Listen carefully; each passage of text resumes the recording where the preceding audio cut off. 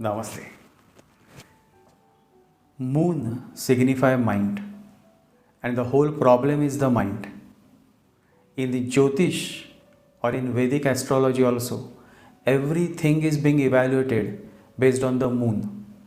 Your Mahadasha also is decided based on the nakshatra of your moon. Even the name of the baby is decided based on this moon sign or the nakshatra of the moon. All the transits that we see, that also is seen through the moon chart, because the majority is being ruled by the mind. Only those few who have slipped out are the Buddhas, the Mahaviras, and the enlightened beings. But most of them are still driven by their mind. And so now when the lunar eclipse event is over, I just thought to look into all the matters that are ruled by moon, the Karakatvas. And in this podcast, I have discussed about these various Karakatvas of the moon.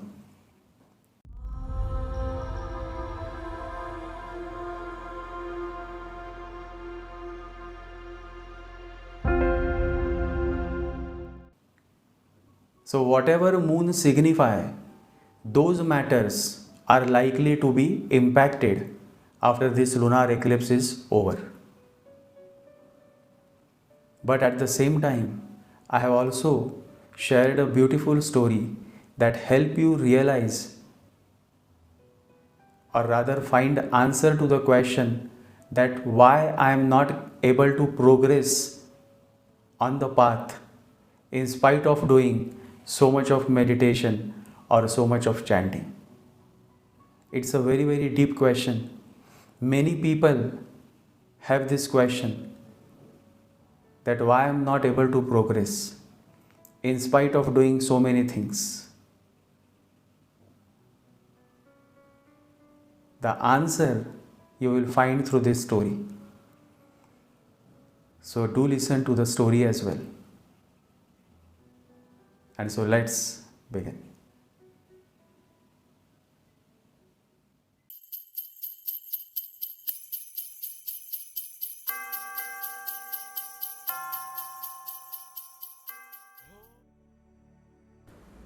Moon signify mind, and we all are minds.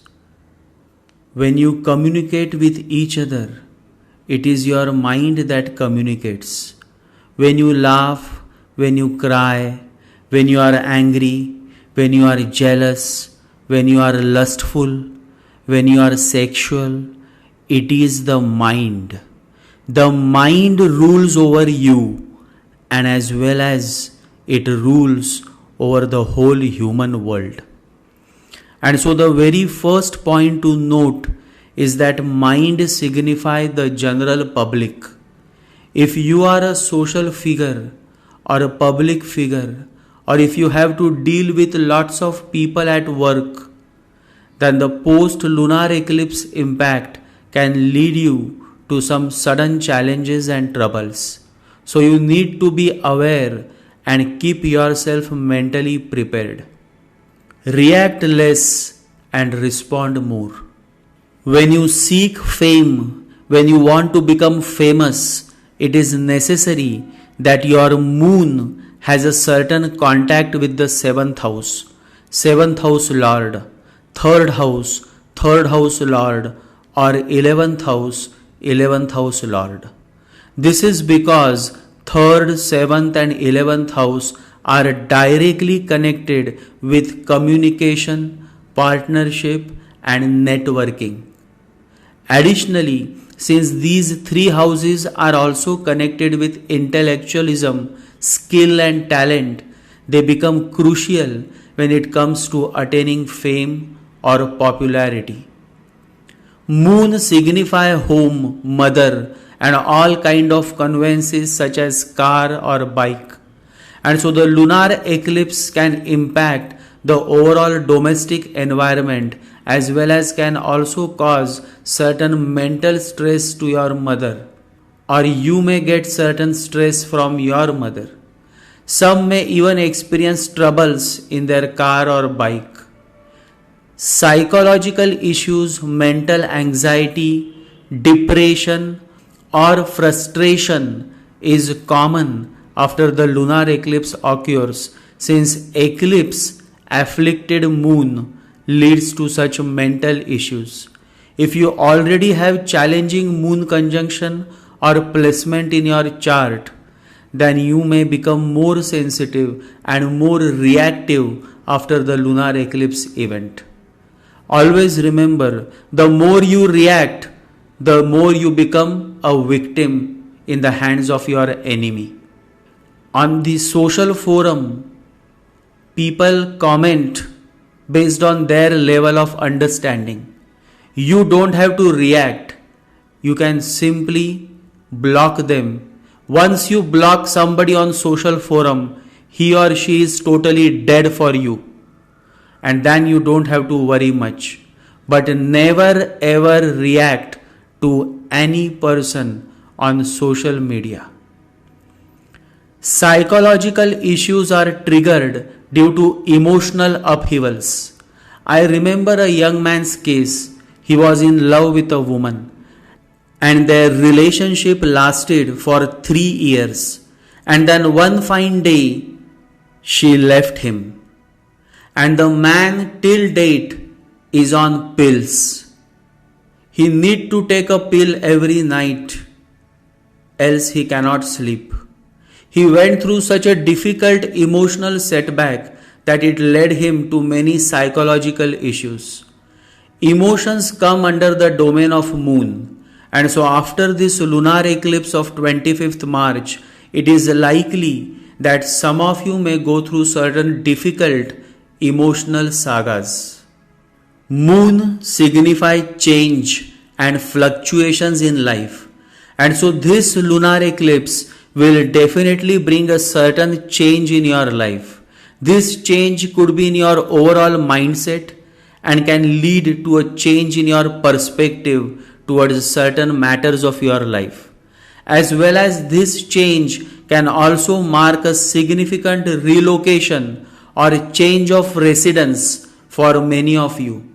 So after this lunar eclipse, you should remain open to the idea of change.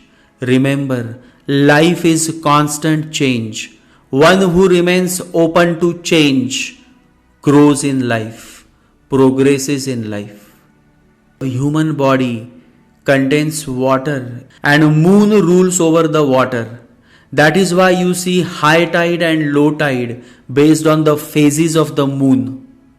And so after this lunar eclipse of 25th March, some of you may face some health issues related to blood and lymphatic system. Check your blood pressure regularly in case you are a BP patient. Digestion is also affected and some may fall sick due to cold and fever. The moon governs short distance travel, especially travel related to leisure, relaxation and exploration of new places. My suggestion is that do not travel after the lunar eclipse is over.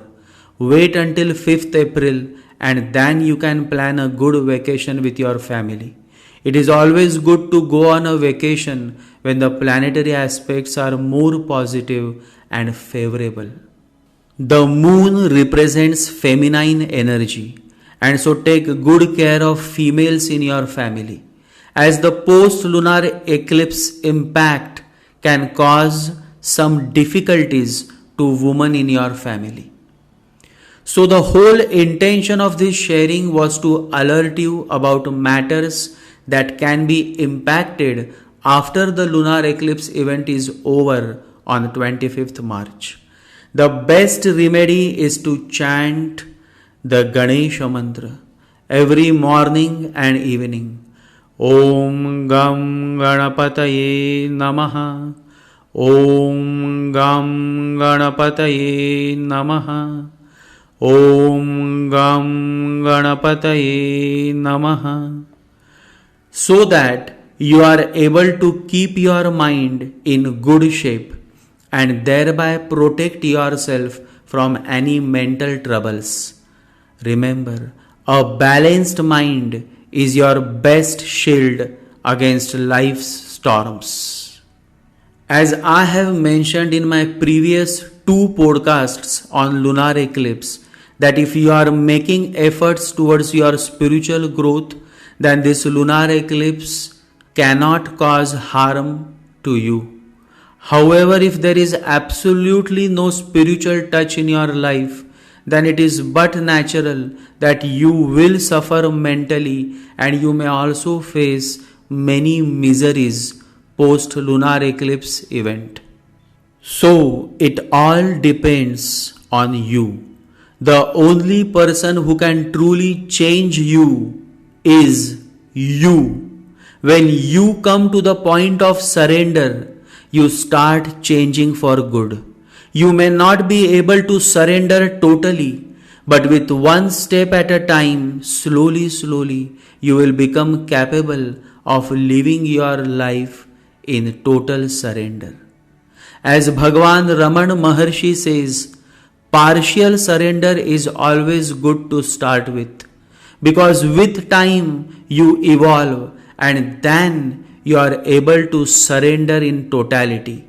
It is a long journey, but remember, every long journey starts with a small step. Moon signify mind, and the mind is always in search of a goal.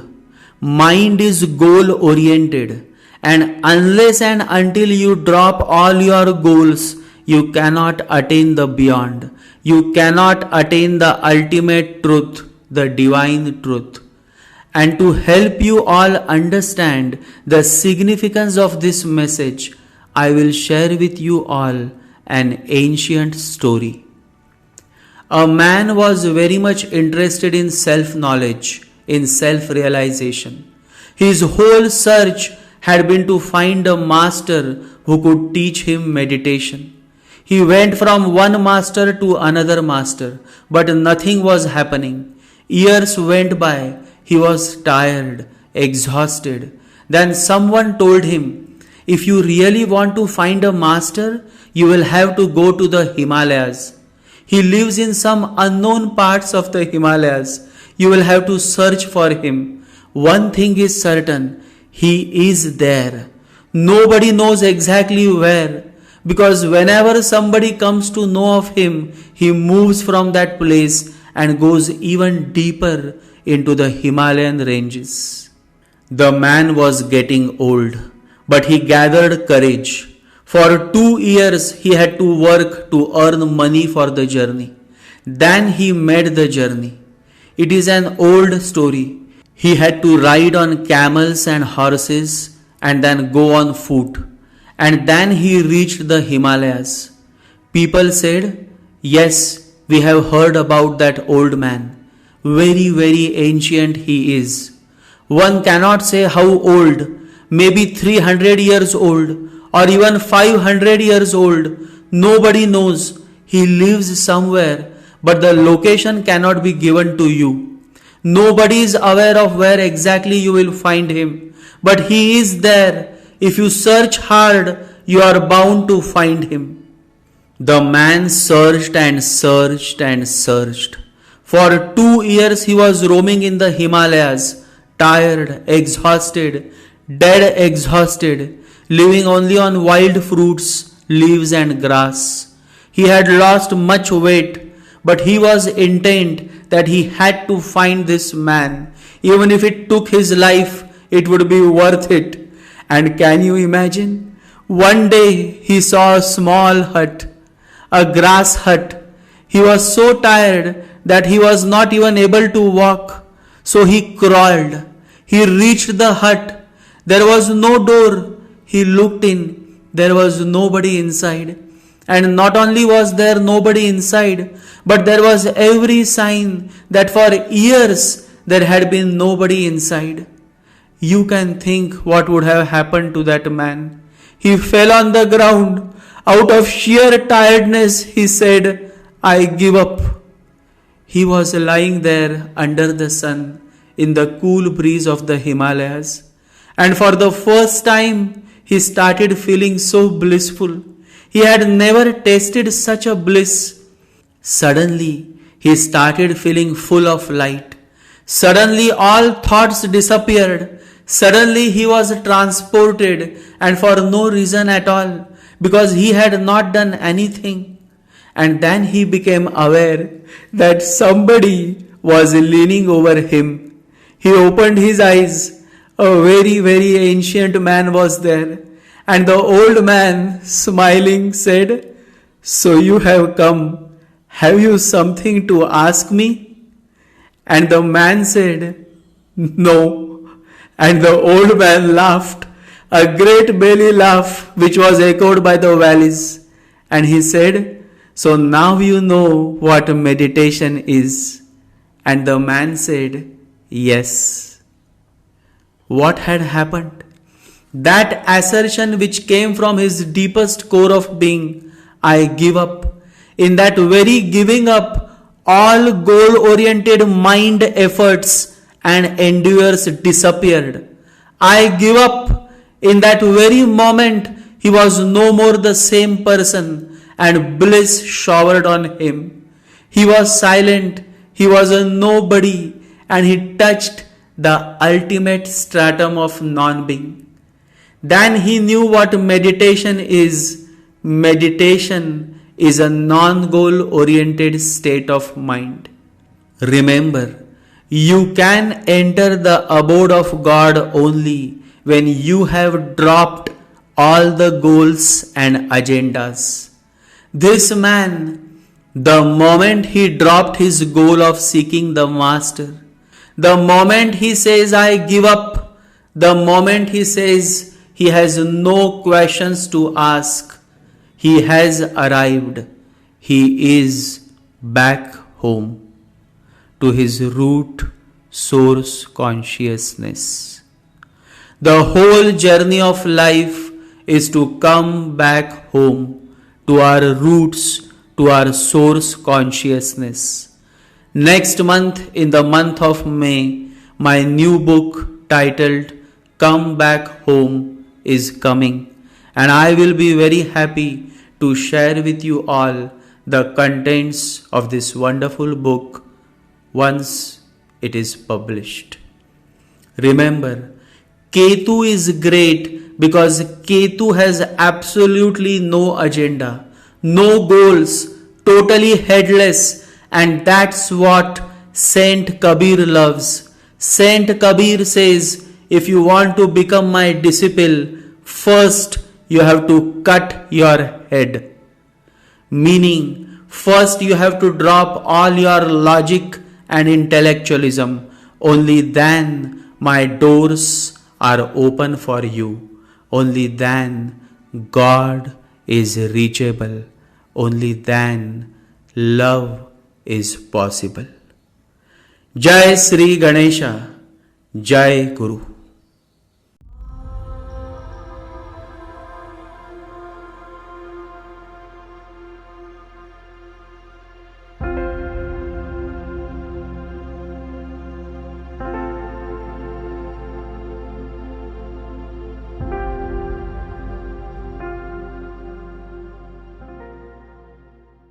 Om Gam Ganapataye Namaha.